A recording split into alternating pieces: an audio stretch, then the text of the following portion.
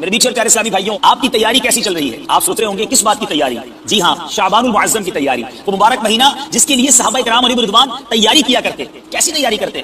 آئیے بتاتا ہوں. حضرت سیدنا انس بن مالک رضی اللہ تعالیٰ عنہ فرماتے ہیں ماہ شعبان کا چاند نظر آتے ہی صحابہ کرام علیہ رضوان تلاوت قرآن پاک کی طرف خوب متوجہ ہو جاتے، اپنے اموال کی زکات نکالتے تاکہ غربا اور مساکین مسلمان ماہ رمضان میں روزوں کی تیاری کر سکیں. حکام قیدیوں کو طلب کر کے ان کی حد قائم کرتے، یعنی جن کو سزا سنانی ہوتی سزا سناتے، بقیہ جن کو مناسب ہوتا آزاد کر دیتے. تاجر اپنے قرضے ادا کرتے، دوسروں سے اپنے قرضے وصول کر لیتے، یعنی ماہ رمضان آنے سے پہلے اپنے آپ کو فارغ کر لیتے. اور رمضان شریف کا چاند نظر آتے ہی غسل کر کے بعض حضرات اعتکاف میں بیٹھ جاتے. تو گویا شعبان تیاری کرنے کا مہینہ ہے ماہ رمضان کی. اپنے آپ کو عبادتوں کی طرف لے آئیے، مسجدوں کی طرف لے آئیے، درود و ذکر کی طرف لے آئیے. مدنی چینل دیکھتے رہیے، انشاءاللہ اس طرح کے مزید مدنی پھول لے کر حاضر ہوں گے. اور یاد رہے ماہ رمضان میں ابھی سے اعتکاف کی نیت بھی کر لیجئے. صلو علی الحبیب صلی اللہ تعالی علی محمد صلی اللہ علیہ وسلم. یاد رہے کہ میرے آقا علیہ الصلوۃ والسلام فرماتے ہیں کہ الشعبان شہری، شعبان میرا مہینہ ہے. ایک عاشق رسول کے لیے اس سے بڑی کیا سعادت ہوگی کہ جس مہینے کے بارے میں نبی پاک فرمائیں وہ میرا مہینہ ہے. اور ایک بڑی خوبصورت قرآن پاک کی آیت ہے جو اگر میں کہوں تو غلط نہیں ہوگا کہ بچے کو قرآن پاک کی یہ آیت یقیناً یاد ہوتی ہے. اور وہ آیت درود ہے جس میں رب فرماتا ہے ان اللہ وملائکتہ یصلون علی النبی یا ایھا الذین آمنوا صلوا علیہ وسلموا تسلیما. درود پاک پڑھ لیں. اللہم صل علی سیدنا و مولانا محمد عدد ما فی علم اللہ صلاۃ دائمۃ بدوام ملک اللہ. آیت درود جو ہے یہ بھی ماہ شعبان میں ایک روایت کے مطابق نازل ہوئی ہے. تو اس سے پتہ چلا کہ شعبان یہ خاص درود پاک پڑھنے کا مہینہ ہے. اسی آیت کو تھوڑا سا سمجھتے ہیں. اللہ فرماتا ہے بے شک اللہ اور اس کے فرشتے اس نبی پر درود پاک بھیجتے ہیں. اے ایمان والو تم بھی ان پر خوب درود اور سلام بھیجو. قرآن پاک میں بہت سارے آرڈرز ہیں، بہت سارے احکامات ہیں. کہیں فرمایا نماز پڑھو، کہیں فرمایا زکات دو، کہیں ہمیں حج کا حکم ملا، کہیں ہمیں بہت سارے آرڈرز ملے. کہیں یہ رب نے نہیں فرمایا کہ اللہ اور اس کے فرشتے یہ کام کرتے ہیں، اے میرے بندو تم بھی شامل ہو جاؤ. پورے قرآن میں یہی ایک کام اللہ نے قرآن میں فرمایا کہ اللہ اور اس کے فرشتے درود بھیجتے ہیں. اے مومنو تم بھی درود اور سلام میں شامل ہو جاؤ. سبحان اللہ. اس سے اندازہ ہوتا ہے کہ درود پاک کی اہمیت کتنی ہے. البتہ یہ سمجھنا ضروری ہے اللہ کا درود پاک بھیجنا اور ہے، ہمارا اور فرشتوں کا درود بھیجنا اور ہے. ہم درود بھیجتے ہیں یعنی ہم ریکویسٹ کرتے ہیں، دعا کرتے ہیں اللہ کی بارگاہ میں کہ اے اللہ ہمارے آقا و مولا جناب رسول اللہ صلی اللہ علیہ وسلم پر رحمتیں نازل فرما، برکتیں نازل فرما. اور اللہ ان پر اپنی رحمتیں نازل فرماتا ہے. یہ اس کا درود بھیجنا ہے، ہمارا ریکویسٹ کرنا، ہمارا کام دعا کرنا ہے. اب ذرا سمجھیے کہ اللہ اور اس کے فرشتے درود بھیجتے ہیں. یہاں یہ بھی نہیں کہا گیا کہ اللہ اور اس کے فرشتوں نے ایک بار درود بھیج دیا اے مومنو تم بھی درود بھیجو. یہاں لفظ لایا گیا یصلون، جو تھوڑی سی عربی گرامر سمجھتے ہیں انہیں پتا ہے یہ کنٹینیوسلی ورب کو دلالت کرتا ہے. یہ کنٹینیوسلی فعل، کنٹینیوسلی ورب کو دلالت کرتا ہے کہ ایک بار نہیں، مسلسل یہ درود جاری ہے. سبحان اللہ. تو آپ سوچیں کہ اللہ کے نبی پر ہر لمحہ لاکھوں کروڑوں اربوں درود جا رہے ہیں، تو میری اور آپ کے درود پڑھنے کی حاجت نہیں ہے. یہ تو ہم پر مہربانی کی گئی ہے. ہماری ممنی میں ایک جملہ کہا جاتا ہے کہ یار کوئی غریب آدمی آ جائے تو اس کو کھٹا دیا کرو، اس سے سودا لے لیا کرو تاکہ اس کا کام بھی بن جائے. تو ایکچولی مجھے اور آپ کو چانس دیا گیا ہے کہ درود پڑھ کر اپنی قسمت جگا لو، اپنے بھاگ جگا لو، اپنے نامہ اعمال میں نیکیاں لکھوا لو. تو ہمیں چاہیے کہ کثرت سے درود پاک پڑھتے رہا کریں. آئیے مل کر محبت کے ساتھ باآواز بلند درود پاک پڑھ لیں. صلو علی الحبیب صلی اللہ تعالی علی محمد صلی اللہ علیہ وسلم. ماہ شعبان میں جہاں بہت خوبصورت واقعات ہوئے، بڑے بڑے بزرگان دین کے عرس آتے ہیں، ان کے ایام آتے ہیں، وہاں ایک بڑی عظیم ہستی ہے ہم سب کا جن سے تعلق ہے، بلکہ یوں کہوں کہ ہم سب ان کے فالوورز ہیں، ان کے ہم مقلد ہیں. میری مراد امام اعظم ابو حنیفہ حضرت نعمان بن ثابت رضی اللہ تعالیٰ عنہ سے. 2 شعبان المعظم یہ آپ کا عرس ہے. اپنے آپ کو حنفی تو کہتے ہیں مگر بہت سارے لوگوں کو تو امام اعظم کا نام بھی نہیں پتا. امام اعظم ابو حنیفہ تو کہتے ہیں، ابو حنیفہ ان کا نام نہیں ہے، ان کا نام نعمان بن ثابت ہے. جن کے ہم مقلد ہیں، جن کو فالو کرتے ہیں، ان کا نام یہ ہے. تو آج ان کی سیرت، ان کی کچھ بایوگرافی، اور اس بایوگرافی سے مجھے اور آپ کو کیا سیکھنے کو ملتا ہے. بڑا عجیب و غریب واقعہ آپ کی زندگی کا. کوفہ کی مسجد میں امام اعظم ابو حنیفہ وضو فرما رہے ہیں. پہلے یہ فضیلت ذہن میں رہے کہ روایتوں میں آتا ہے کہ جب بندہ وضو کرتا ہے، اے نمازیوں تمہیں مبارک ہو، اے وضو کرنے والوں آپ کو مبارک ہو، کہ جب بندہ وضو کرتا ہے تو چہرہ دھوتا ہے تو چہرے کے گناہ معاف ہو جاتے ہیں، ہاتھ دھوتا ہے تو ہاتھ کے گناہ معاف ہو جاتے ہیں، سر کا مسح کرتا ہے تو سر کے، اور پیر دھوتا ہے تو پیر کے گناہ معاف ہو جاتے ہیں. مگر یہ معاف ہوتے ہیں یا گناہ دھل جاتے ہیں، یہ روایتوں میں تو پڑھا. مگر اللہ نے امام اعظم ابو حنیفہ کو وہ نظر عطا فرمائی تھی کہ آپ وضو فرما رہے تھے تو آپ کے برابر میں ایک نوجوان وضو کر رہا تھا. آپ نے وضو کرتے کرتے اس کے ٹپکتے ہوئے قطروں کو دیکھ کر فرمایا اے بیٹا ماں باپ کی نافرمانی سے توبہ کر لے. شوقت، یعنی وہ سمجھ گیا کہ امام اعظم پہچان گئے. اس نے کہا جی حضور میں نے توبہ کی. اب آپ نے دوسرے شخص سے کہا جو وضو کر رہا تھا میرے بھائی بدکاری سے توبہ کر لے. وہ بھی حیران ہو گیا، کہتا حضور میں نے توبہ کی. ایک شخص کے وضو کے قطرے ٹپک رہے تھے، آپ نے کہا بھائی شراب نوشی سے، گانے باجے سے توبہ کر لے. اور یہ حیران تو ہو گیا لیکن پھر اس نے توبہ کی. اب جب یہ واقعہ ہوا تو امام اعظم ابو حنیفہ نے, یعنی یہاں یہ پتہ چل رہا ہے کہ اللہ پاک نے اپنے بندوں کو کیسی بصیرت اور کیسی نظر عطا فرمائی. مگر امام اعظم ابو حنیفہ کا کمال دیکھیں کہ آپ نے اللہ کی بارگاہ میں دعا کی کہ اللہ یہ کمال یہ مجھ سے واپس لے لے, کیونکہ اس نظر کی وجہ سے, اس بصیرت کی وجہ سے مجھے لوگوں کے عیب پتہ چل رہے ہیں. میرے برابر کوئی بندہ وضو کرتا ہے, مجھے پتہ چل جاتا ہے اس کا کون سا گناہ دھل رہا ہے اور مجھے معلوم ہو جاتا ہے اس کا عیب کیا ہے. اللہ میں لوگوں کے عیب نہیں دیکھنا چاہتا, مجھ سے یہ کمال واپس لے لے. سبحان اللہ. اور ایسا ہی ہوا, آپ کی دعا قبول ہو گئی اور پھر آپ کو لوگوں کے عیب نظر آنا بند ہو گئے.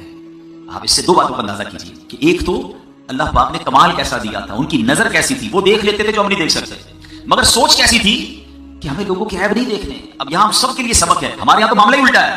ہمارے یہاں بہت سارے لوگ تو دوربین لگا کے بیٹھے ہیں کہ عیب پتہ چل جائے, کرتا کیا ہے, اٹھتا کب ہے, سوتا کب ہے, جاتا کہاں ہے, کاروبار کیا کرتا ہے. بھائی نئی گاڑی لے لی, چیک تو کرو پیچھے کدھر سے پیسے آ رہے ہیں, نیا گھر فلاں سوسائٹی میں, ابھی تو گھر چھوٹا تھا اتنا بڑا کیسے ہو گیا.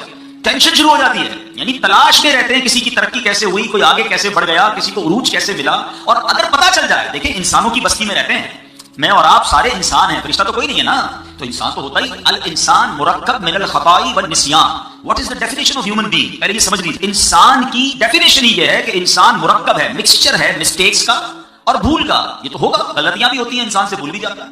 تو اگر کسی کا عیب پتہ بھی چل جائے, تھوڑی دیر کے لیے مان لیا کہ اس میں یہ پرابلم ہے یا اس کے گھر کا یہ مسئلہ ہے, اب کیا بنتی ہے میری اور آپ کی ذمہ داری کہ اسے عیب کو دوسروں کو بتانا, اس کو انجوائے کرنا.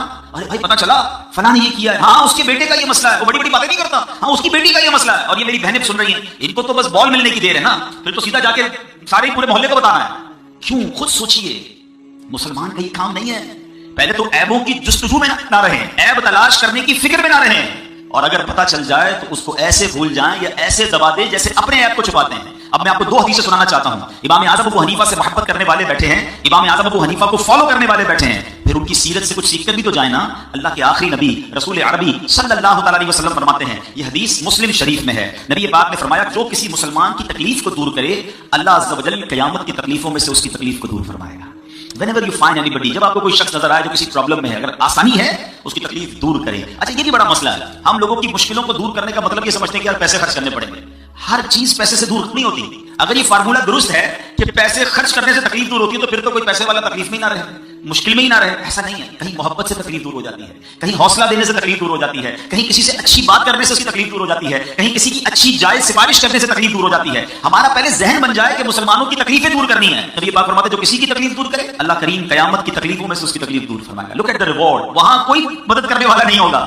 آپ یہاں شاید بہت تھوڑی دیر میں کسی کی تکلیف دور کر دیں, مگر قیامت کی تکلیف دور ہونا اٹس اے بگ ریوارڈ, بہت بڑا انعام ہے. مگر اس حدیث کا جو اگلا حصہ ہے جو میرے ٹاپک سے متعلق ہے, آقا علیہ السلام فرماتے ہیں جو کسی مسلمان کی عیب پوشی کرے, عیب پتہ چل گیا, آپ کے سامنے ریویل ہو گیا اس کا فالٹ, آپ چھپا دیں, عیب پوشی کرے تو خدائے ستار قیامت کے روز اس کی عیب پوشی فرمائے گا. ہائے ہائے ہائے, قیامت کے دن میرے عیب نہ کھلیں.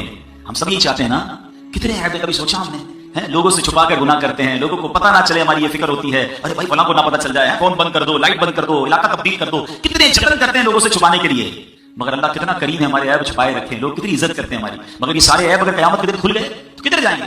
آقا فرماتے ہیں جو دنیا میں کسی کی عیب چھپاتا ہے, اللہ قیامت کے دن اس کی عیب چھپائے گا. ایک اور جگہ اللہ کے نبی علیہ السلام فرماتے ہیں جو شخص اپنے بھائی کا عیب دیکھ کر اس کی پردہ پوشی کرے تو وہ جنت میں داخل کر دیا جائے گا. اگر جنت میں جانا ہے اٹس اے بیوٹیفل وے, عیب پتہ چل جائے چھپائیں. جس طرح اپنے بچوں کے عیب ہم نہیں چاہتے, کہتے ہیں نا ہمارے ایک جملہ بڑا مشہور ہے, یار گھر کی بات گھر میں رہنے دو, تو دوسرے کی گھر کی بات بھی اس کے گھر میں رہنے دو نا. اس کی گھر کی بات کیوں محلے میں لے جانی ہے, اس کے گھر کی بات کیوں سوشل میڈیا پہ ڈالنی, کیوں انجوائے کرنا ہے.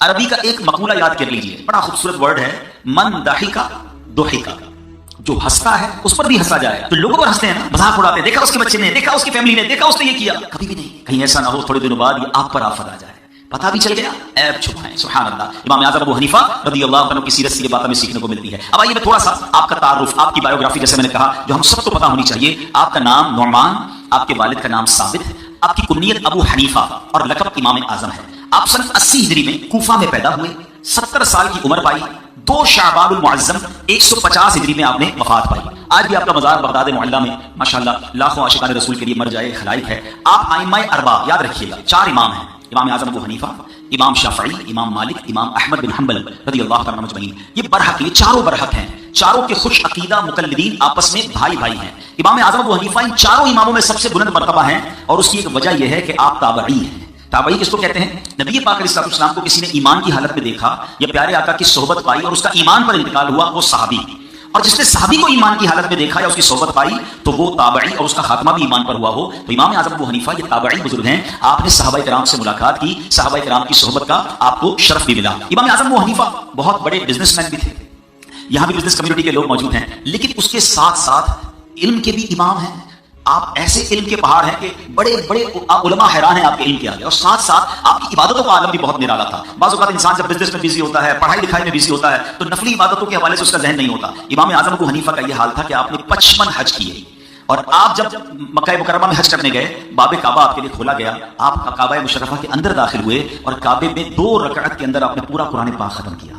دیر تک مناجات کرتے رہے, مشغول دعا تھے کہ بیت اللہ کے گوشے سے غیب سے آواز آئی, تم نے اچھی طرح ہماری پہچان حاصل کی اور خلوص کے ساتھ خدمت کی, ہم نے تم کو بخشا, اور قیامت تک تمہارے مذہب پر جو ہوگا یعنی جو تمہاری تقلید کرے گا اس کی بھی بخشش فرما دی. تو اے حنفیوں تمہیں مبارک ہو. امام اعظم جب مدینہ منورہ گئے, نبی پاک کی بارگاہ میں سلام عرض کیا, السلام علیکہ یا سید المرسلین, تو روضہ انور سے جواب آتا ہے. وہاں موجود لوگ یہ آواز بھی سنتے ہیں, وعلیک السلام یا امام المسلمین. یہ مرتبہ آپ کو حاصل ہوا. اور سبحان اللہ, امام اعظم ابو حنیفہ کی شان یہ ہے, آپ مسلسل 30 سال تک روزے سے رہے, 30 سال تک ایک رکعت میں آپ قرآن پاک ختم کرتے رہے, اور 45 سال تک آپ نے عشاء کے وضو سے فجر کی نماز ادا کی. یہ عبادت کا عالم تھا. تقوی کا عالم یہ ہے, جیسے میں نے آپ کو بتایا کہ آپ بہت بڑے بزنس مین ہیں, تو آپ بلینر تھے اس زمانے کے. تو ایک بار آپ کہیں نماز کے لیے گئے, تو آپ نے اپنے سیلز مین کو بتایا کہ یہ کپڑا ہے جس میں یہ فالٹ ہے, اگر کوئی کپڑا خریدنے آئے تو عیب بتا کر اسے بیچنا, اس کو بغیر بتائے نہ بیچنا. آپ جب واپس آئے تو آپ نے دیکھا کہ وہ کپڑا سیل آؤٹ ہو چکا ہے. آپ نے اپنے سیلز مین سے پوچھا اس کپڑے کا کیا ہوا,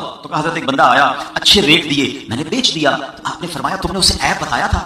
اس نے کہا حضرت عیب بتانا تمہیں بھول گیا. اللہ اکبر. آج ہمارا سیلز مین ہو اور ہمیں بتایا جناب میں نے گھٹیا مال اچھے ریٹ میں بیچ دیا, گاہک کو پتہ بھی نہیں لگا, ہم کہتے شاباش بیٹا تو بڑی ترقی کرے گا. ایسے سیلز مین چاہیے جو ہمارا سارا مال بیچ دے. امام اعظم اس پہ ناراض ہوئے, اور اس پورے دن میں جتنی بھی سیل ہوئی تھی, جو کہ ہزاروں درہم تھے, آپ نے سب کے سب اللہ کی راہ میں خیرات کر دیے. آپ نے فرمایا وہ مال مجھے نہیں چاہیے جو بغیر عیب بتائے, بغیر گاہک کو مطمئن کیے مال بیچا گیا. پھر امام اعظم کی سیرت سے کچھ سیکھنا ہے. بیان تو بہت سارے ہو سکتے ہیں, مگر میں چاہتا ہوں جس امام کو میں اپنا امام مانتا ہوں, آپ بھی حنفی موجود ہیں, دنیا میں کروڑوں حنفی موجود ہیں, اب ان کی سیرت کو سنیں بھی اور کچھ امپلیمنٹیشنز کریں. تو ایک بات یاد رکھیے, جھوٹ بول کر مال تو بک جاتا ہے, عیب چھپا کر سیل تو ہو سکتی ہے, لیکن اگر حرام روزی ہے تو یہ برکت نہیں لاتی ہے. اگر پیسے جمع بھی ہو جائیں تو سکون چلا جاتا ہے. ایک جملہ اپنے دل میں بٹھا لیجئے, کبھی بھی آپ کے ذہن میں یہ خیال آئے نا کہ یار فلاں آگے بڑھ گیا, میں پیچھے رہ گیا, میں جھوٹ نہیں بولوں گا تو میرا کاروبار کیسے ہوگا, ساری مارکیٹ جناب دھوکہ دیتی ہے, میں اکیلا ایمانداری سے چلوں گا تو کیسے آگے بڑھوں گا. تو ایک بات یاد رکھیے گا, جو میرے نصیب میں ہے نا مجھ سے کوئی وہ چھین نہیں سکتا, اور جو میرے نصیب میں نہیں وہ مجھے کوئی دے نہیں سکتا. تو جب جو میرے نصیب میں ہے مجھے مل کر رہے گا تو پھر جھوٹ بولنے کی کیا ضرورت ہے, پھر حرام کمانے کی کیا ضرورت ہے. اور ایک اور بات یاد رکھیے, حرام زیادہ بھی ہو اس میں سکون نہیں ہے, حلال تھوڑا بھی ہو تو اس میں بہت سکون ہوتا ہے, اس میں بڑی برکت ہوتی ہے. ایکچولی پرابلم پتہ کیا ہے, ہم لوگوں نے برکت کی ڈیفینیشن کوئی اور بنا لی ہے. ہم سمجھتے ہیں جس کے پاس بہت پیسہ ہو, بڑے بنگلے ہوں, بہت ساری گاڑیاں ہوں, وہ برکت والا ہے. نہیں, برکت کوانٹٹی میں نہیں ہے, یہ جملہ یاد کر لیں, برکت کوالٹی میں ہے. اربوں روپے ہو اور سکون نہ ہو, صحت اچھی نہ ہو, فیملی اور بچے فرما بردار نہ ہو, گھر میں روز ٹینشن ہو, مجھے بتاؤ یہ پیسے برکت والے ہیں؟ تھوڑے پیسے ہوں, حلال ہو, کوئی بیماری نہ ہو, سکون کی نیند آتی ہو, بچے نیک نمازی ہو, ماں باپ کے فرما بردار ہو, کوالٹی آف لائف بہترین ہے نا. تو برکت اس شے کا نام ہے. تو برکت ہمیشہ حلال میں ہوتی ہے. اچھا پھر شیطان کیا کرتا ہے, ابھی جیسے ماہ رمضان آنے والا ہے, ماشاءاللہ بہت سارے لوگ صدقہ و خیرات دیں گے, زکات دیں گے, اللہ کی راہ میں خرچ کریں گے, بہت اچھی بات. مگر بعض اوقات حرام کمانے والے کو شیطان پتہ ہے کیا ذہن میں بیلنس شیٹ بناتا ہے, وہ بھی تو مردود ہے نا کہ یار ٹھیک ہے جھوٹ بھی بولتا ہے, رشوت کا کام بھی تو کرتا ہوں, سود کا کام بھی چل رہا ہے, لیکن میں زکات بھی تو دیتا ہوں نا, میں غریبوں کی مدد بھی کرتا ہوں, میں مسجد بھی بنا دیتا ہوں, تو یہ جو غلط کرتا ہوں تھوڑا بعد میں صحیح کرتا ہوں, تو یہ بیلنس شیٹ لیول ہو جائے گی.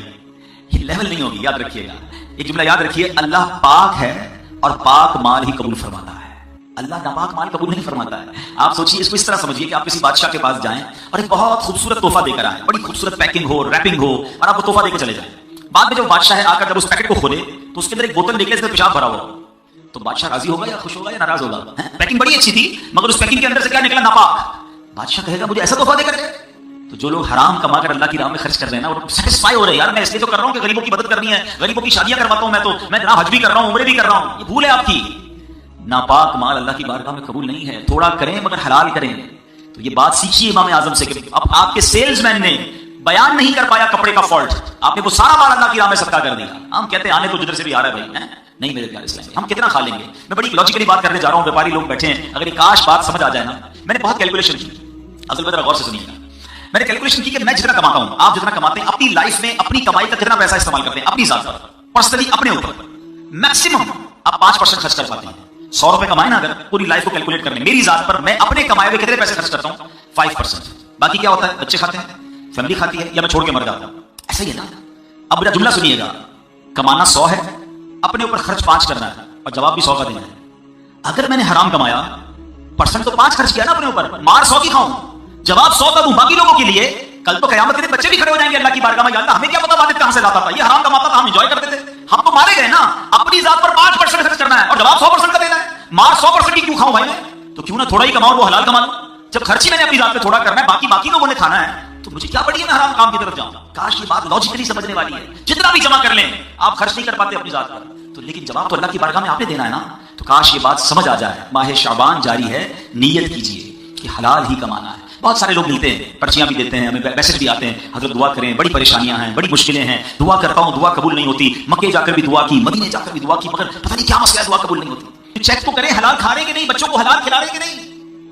और अब इसी के ऑपोजिट एक बात सुनिएगा, ईमान अफरोज बात। हजरत साद बिन अबी वक्कास, he was Ashara Mubashar, he was सहाबी फ्रॉम अशरा मुबशरा। 10 सहाबा में से ये खुशनसीब सहाबी हैं जिनको जन्नत की बशारत मिली। मगर क्या रेलेवेंट, क्या ब्यूटीफुल क्वेश्चन किया नबी पाक से, या रसूलल्लाह सल्लल्लाहु तआला अलैहि वसल्लम, मैं मुस्तजाबुद दावत बनना चाहता हूं। कितनी प्यारी क्वेश्चन है। मुस्तजाबुद दावत के माना क्या है? मैं जो दुआ मांगूं वो दुआ कबूल हो जाए। हम सारे बनना चाहेंगे, सुभान अल्लाह। मसला ये हो गया ना, मैं जो दुआ मांगूं कबूल हो जाए तो सारे प्रॉब्लम सॉल्व।